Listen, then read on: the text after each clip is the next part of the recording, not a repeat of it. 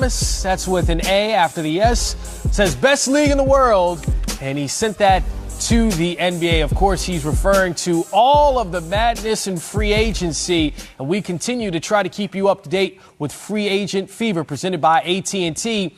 But let's bring in the first Isiah Thomas, who was also part of bringing basketball to Canada and the Toronto Raptors as part owner in 1994 when his playing days for the Detroit Pistons ended. Isiah, what a day, what a week it's been in free agency for the NBA. But let's get right to Toronto and what this championship meant for the team and the city as you watch basketball grow there. Well, it meant, I would say it really just stamped the credibility of the Raptors franchise, for forever. That championship, that moment will be remembered forever for generations to come. I think they will be forever appreciative and thankful to Kawhi for coming there and being such a pro and a professional in the class that he exuded and leading them to a championship. Those moments, those memories will never be forgotten in Toronto. And I think Kawhi will always be, one of Toronto's favorite childs because he delivered in such a prolific fashion. The first championship in franchise history for the Raptors. The Los Angeles Clippers have never been to the Western Conference Finals and therefore have never won a championship. If he and Paul George are able to accomplish that goal, what would that mean for the Clippers as a franchise and for Kawhi as part of his legacy? Well, I think you have to look at, four people when you talk about the Clippers right now. What it will do for A, Steve Ballmer as the owner, B, Doc Rivers, who is, one of the geniuses in terms of coaching in the NBA right now. And then you go down to the players and you look at Kawhi and Paul George trying to do the unthinkable in terms of winning a championship and bringing a championship to the LA Clippers. And if that happens, you really have to say that all of them will be a lock for the Hall of Fame if they can pull that off. Wow. And one guy who's already in there, Jerry West, just continued. He had a great career as a player, one of the greatest of all time, top 50. And then as an executive, he's almost exceeded that in this situation now with the Clippers and what he's bringing to the table there. Are we giving him enough credit for his place in history in the NBA? Well, he's the logo, and his place is definitely cemented. What he's done for us as former players, moving into the executive ranks, he still ranks as not only the best to ever do it, but still understanding the key to relationship building, how important it is to stay connected to the game, and how important it is to stay connected to the thinking of the young players as they continue to move in and out of our league. He by far has his fingerprints on almost, every championship that's been won, over the last, 15 to 20 years. You can look at what he did by putting his fingerprints on the Lakers, Golden State, and now here with the Clippers. He's been magnificent, and he's been very kind and generous to me throughout the year. So I'm a big fan and also a friend of Jerry West. And looking at the different time periods in which he's been able to do it, we are in definitively a different time as far as the players controlling their own destinies. All you have to do is look at the finals MVPs. Last 8 of them have now played for 11 different teams. What does that stat tell you about how it's a changed NBA where the best players in the game are moving year to year? Well, we said this, years ago, and I remember when I was president and GM of the Knicks, when we was talking about LeBron James and in his free agency coming up. And we knew then, that the landscape had changed because it was going to be a game of recruiting now. And you had to be a great recruiter. And it wasn't so much about the money. And that's what, during that period of time, we kept telling, at that time I was talking to our owner, and I was saying, that it's not about the money. These guys coming up, it's about relationships, it's about wanting to be the best, and it's about being in an organization that will help you maximize your career, your talent, your longevity, and also teach you a few things about the game. And what we see that just happened, Kevin Durant, I believe, left $40 to $50 million on the table. Kawhi Leonard has left $40 to $50 million on the table. LeBron James consistently has left money on the table. And what all of these players are saying is they want to go to people that they trust and also will help them extend and maximize their talent.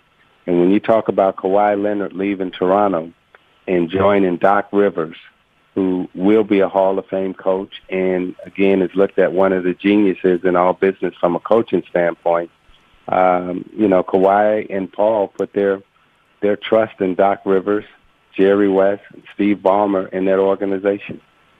Yeah, the exact numbers on Kawhi Leonard to back up what you're saying about the money left on the table. If he would have... Paul George, we have a friend with us now on the show, the Jet, Kenny Smith. He's in L.A. where all the action's happening. Okay, Paul George, Kawhi Leonard teaming up. Did you see this coming? Well, I'm in Los Angeles, and we had an earthquake, but I didn't realize this was it. There was an earthquake earlier, and my son Malloy, I was shouting him out. He's like, Daddy, you would never believe it. And I was like, nope, I wouldn't. And he told me what's going on. So shout out to Malloy for keeping close to what's going on, his ear to the NBA streets.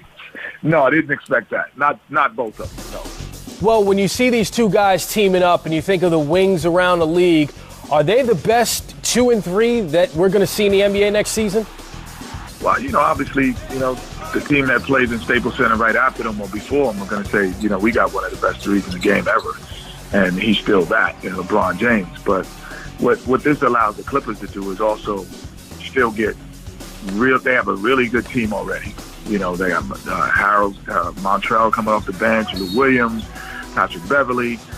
And then all of a sudden, you throw those two guys in the starting lineup. And then let's say if you grab some more free agents like an Andre Iguodala or someone else. You grab all of these great players, and you have arguably the same thing that Golden State Warriors had in the Western Conference, and same thing that Brooklyn is trying to do in a couple of years when KD is healthy.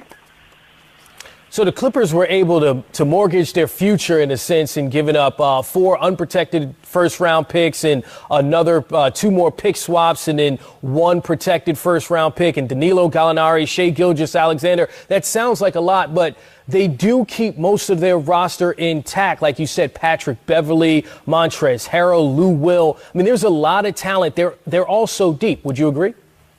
Without question, but I never understood the concept of mortgaging your future when your future could be now. Yeah. So you could have 4 years right now that is actually, Kawhi Leonard, I think, is only like 27 years old, 28 years old. I think he's younger than that. Possibly. He's 28. He's 28, yeah. 28 years old. And, you have another guy, Paul George, under 30. So you have your best 2 players, arguably, that will probably 3 and 4 in MVP voting this year, like under 30, like that's the future is now and here. Like you have a future now, and they're still young enough to play at a high level for 7-8 years. Looking at what the Thunder did in the sense of giving up Paul George and getting a lot of future first-round picks, do you foresee Steven Adams, Russell Westbrook also being on the market? I would say that there's going to be a conversation with Russell Westbrook about what we're doing, because I don't think at his stage of his career he's looking at it and saying, "Hey, I'm looking forward to rebuilding with some young guys who are trying to get some experience. That was the whole reason you brought in Carmelo. That was the whole reason you brought in, Paul George. You brought in guys who were veteran guys who were going for championship runs.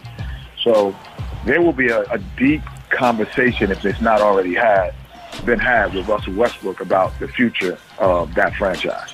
Sam Mitchell brought up an excellent point in the sense that when you look at historically in the NBA, guys want to be Lakers. The Knicks had a ton of cap space, but the top free agents went with the Brooklyn Nets and now the Los Angeles Clippers.